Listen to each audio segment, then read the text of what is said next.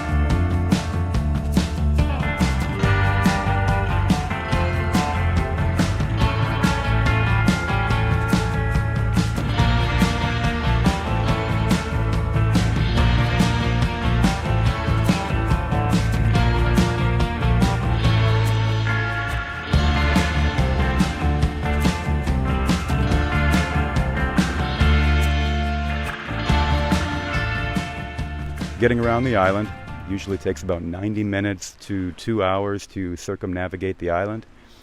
And much of days here, I mean, this is paradise. And most of the days you can spend hours on a bike going from beach to beach. They're endless, all of these little places you can eat and chill and hang out. And it's a really nice vibe.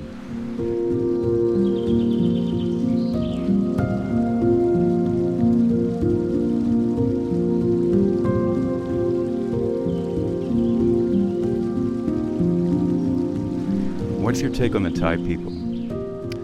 Oh, the Thai people are just extremely genuine, friendly, just so warm, and just a great culture.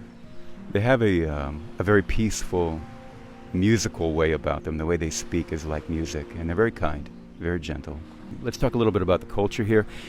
If you're looking to party and be around a lot of tourists, a lot of commerce, there are two main beaches, Chaweng and Lamai. Chaweng is a little wild, a little rowdy, very gaudy and loud and bright with lots of people. Lamai is a little bit more laid back, but still both have a lot of commercial opportunities there for shopping and hanging out and that typical tourist beach vibe if you're into that. Any thoughts on Chaweng or Lamai? No, you hit it on the head. Chaweng it's built up for mass tourism. People go there to party. That's where you're going to find your clubs and your shopping, and it's probably the biggest area.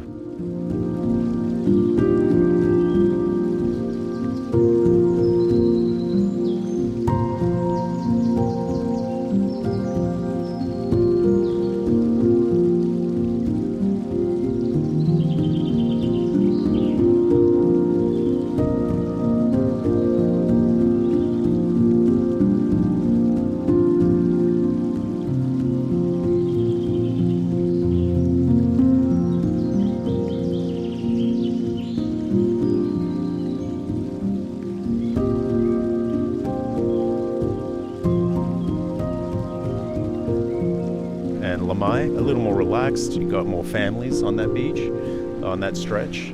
It's also a great place to see really hot Europeans, mostly Eastern Europeans, some Germans, a lot of Russians here. So I prefer a different kind of vibe. I like the small towns, more chill island life vibe. I found that in Nathan, which is near my hotel. And so I mostly go out to eat there and catch the sunset in Nathan.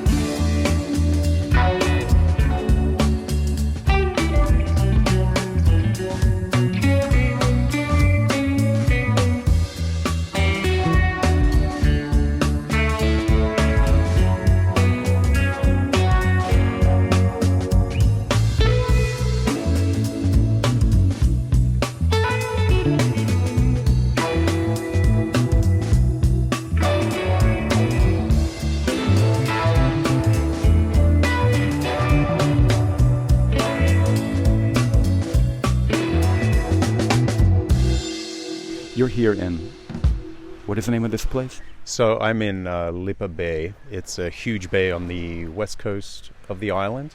I chose the west coast for their sunsets. If you come March, April, May, prepare for some intense heat. It's still lovely though, and I love the west coast because I thought it's a little more local vibe. The east coast, especially the north where the airport is, where Chaweng is and Lamai, it's a little more touristy. So I wanted that quieter end of the island, and it's just so peaceful to come out to the beach right now, and there's not many people here. It's just so nice. Mm-hmm. Let's talk about the food. The food here is amazing. It's fresh, it's delicious, and it's very Thai. And it's often presented beautifully, which was a surprise to me, and cheaply. You can get a 3-course meal with drinks and pay a third of the price that you're going to pay in the States. And even cheaper than that if you go to the night markets. Any thoughts on the food? The fishermen on a daily basis at 4 in the morning will bring all their catch to the pier. This is the best place to get seafood. There is no importing here. They catch all their fish, mussels, oysters, squid. They've got everything here. You can't go wrong. And you see the green lights of the squid boats in the evening. They project green light onto the water to attract the squid. One thing that was surprising to me is the ubiquity of the weed shop. They are everywhere. You can go a block and see 2 or 3 weed shops in a row. Yeah, they're more common than 7-Elevens. Weed was legalized maybe about 2 years ago, and since that happened, these things sprouted everywhere. Apparently there's a market for it. All the foreigners come and they partake. It's kind of the new Amsterdam. Yeah, if you're a pothead, this is basically heaven. And they serve drinks and food as well. We've been into a couple of them. But yeah, if you're into that sort of thing, then this is probably a place where you want to check out.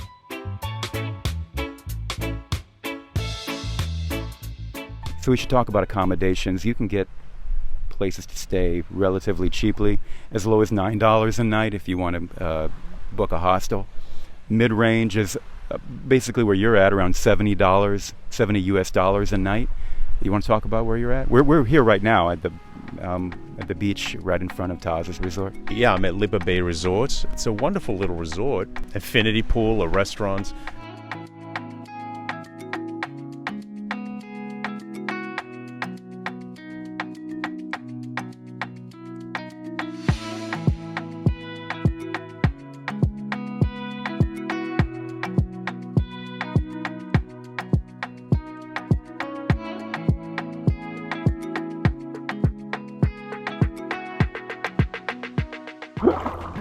What have a feeling this is going to make the video? Of course it will.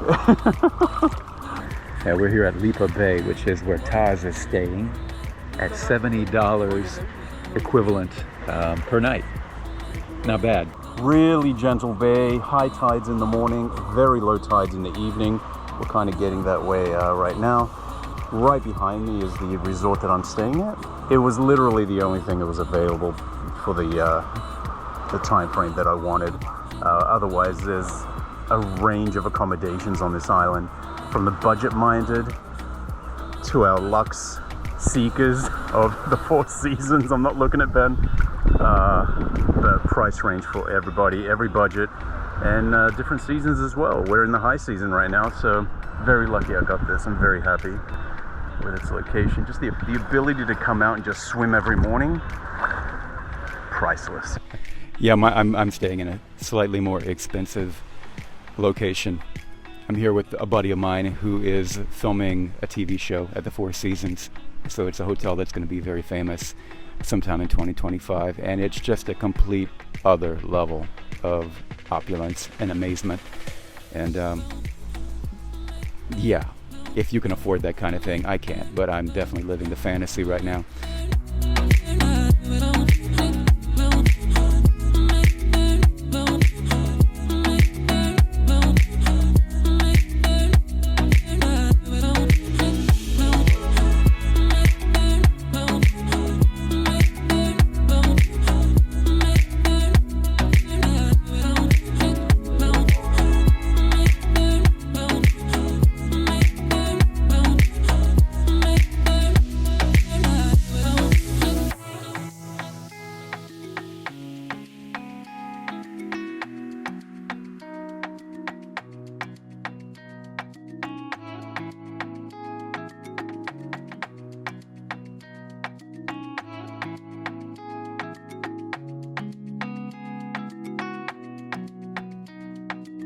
Let's talk about the Buddha.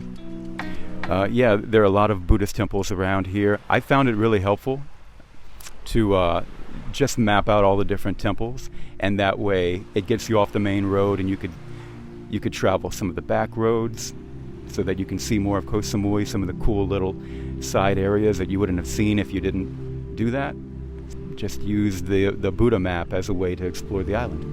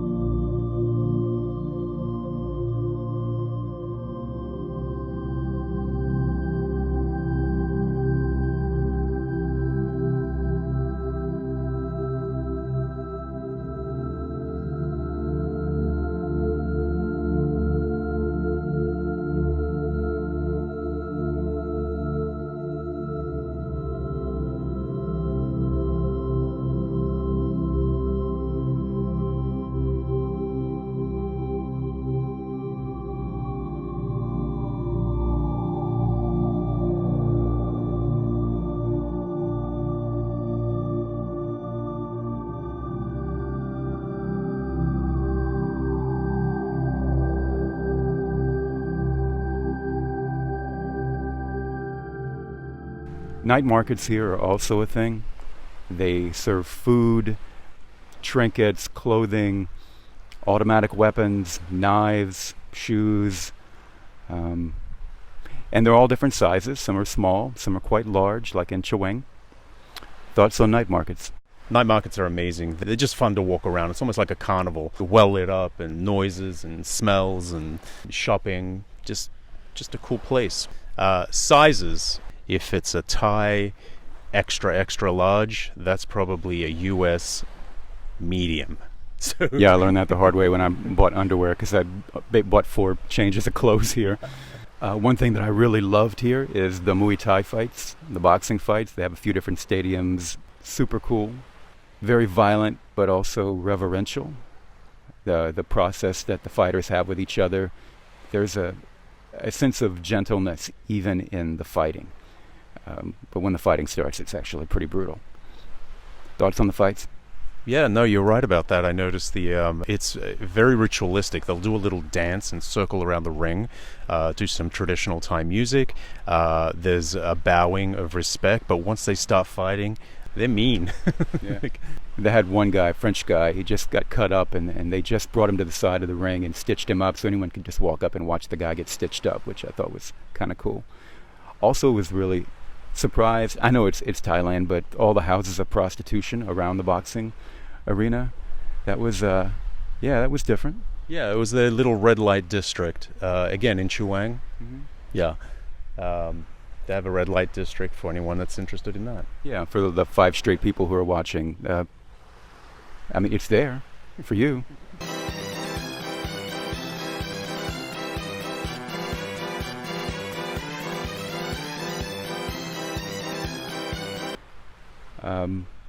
So we should have like a moment of repartee.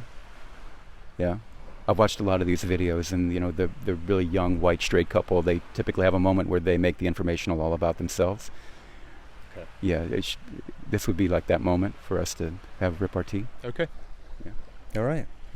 Yeah. I'm really thirsty. We're supposed to, like, I don't know, be humorous or something. Oh, okay. Your stash is looking really good, by the way. Oh, thanks. Yeah, it's nice. I shaved mine right when I got here, so I'd have the full tan. I noticed. I spoke to you the day before, and you were looking good. You had your holiday vibe on, and then I show up, and you're all clean shaven. It looks really good, very masculine, like you Thank you. own a porn company in the 70s. Mine. Yeah. Thank you. Yeah. Going for a new look here. You want to move on? No, keep going. I think let's riff. Oh, okay. Yeah. Let's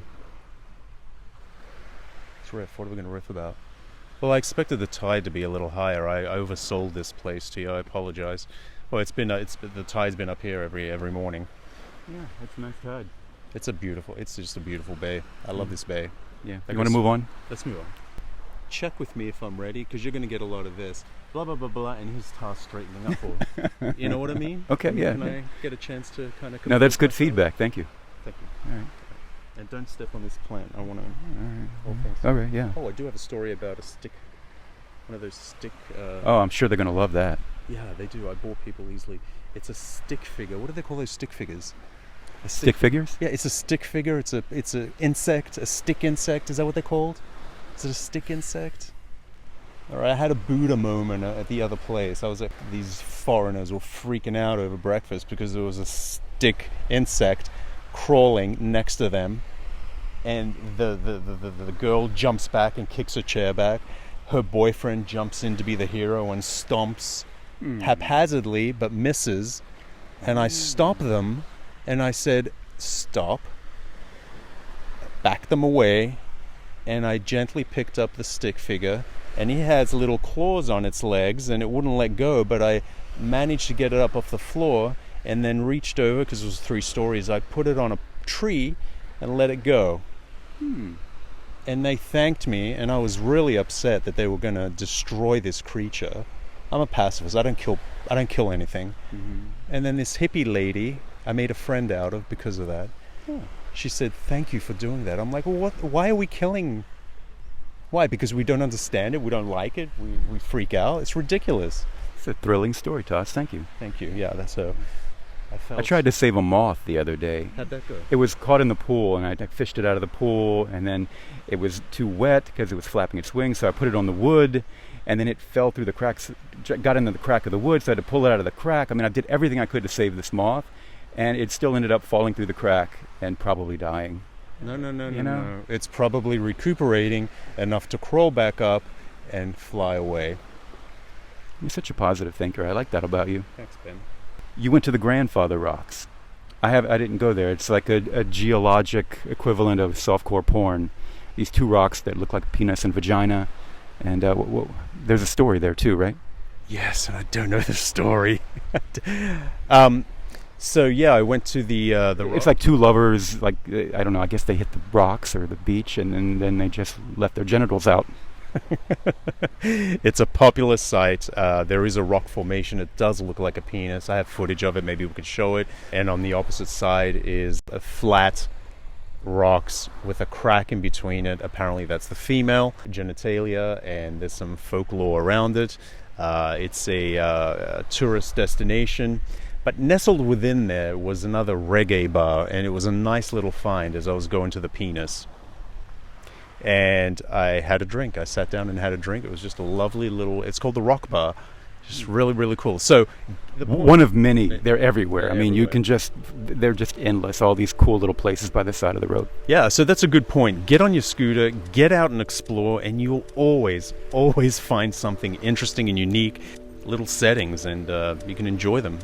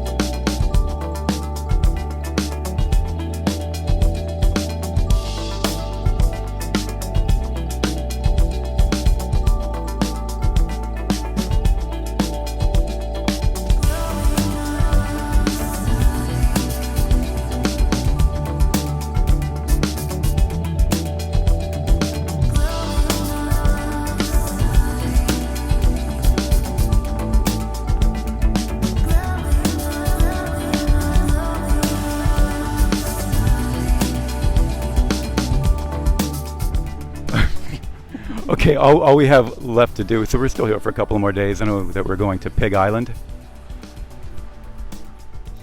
Let's go to Pig Island.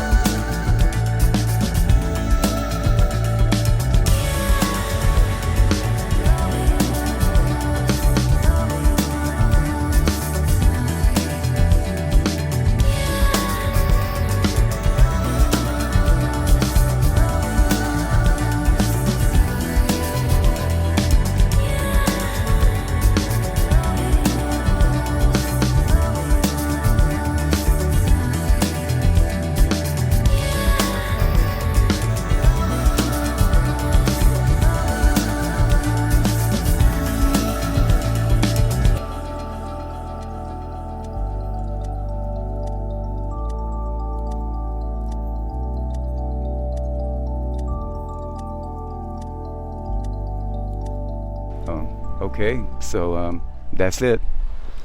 Taz, do you have anything to add before we go about Koh Samui? Oh, if you can get to Koh Samui or Thailand in general, it is just worth it. The beaches are amazing. 22 to 24-hour flight, but definitely worth it. How about you? Anything? Well, there is one thing.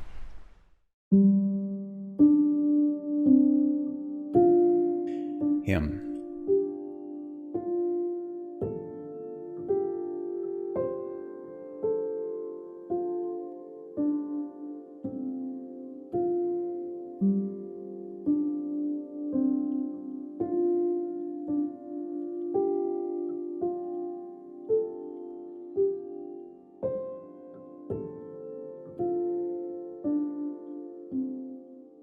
It took 3 days for me to hear him speak.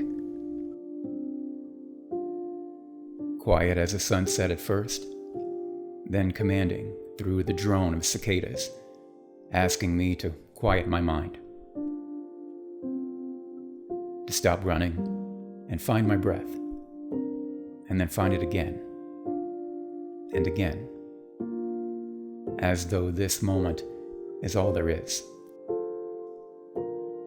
To move from narrow to open, rigid to flexible, and remain attentive to what arises and what is, without judgment, without centralizing into a self.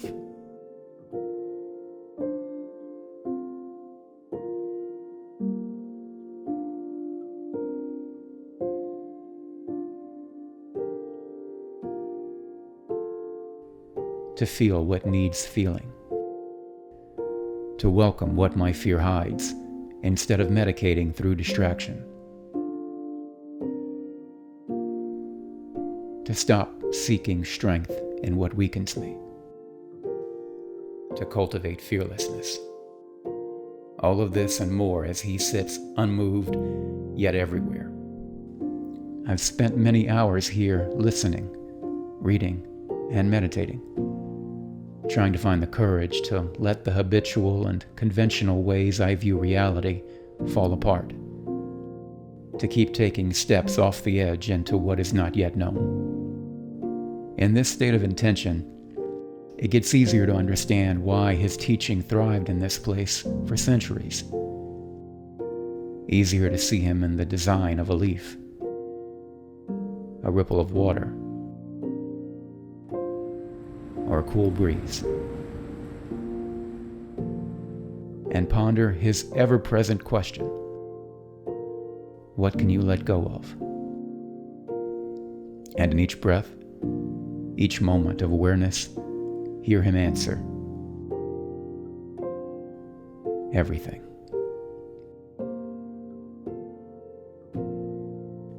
I can't promise a spiritual experience if you come to Koh Samui. Those tend to happen after many small steps in an intentional direction. But if you're on a path and looking to be cracked open, it's a fine place to start.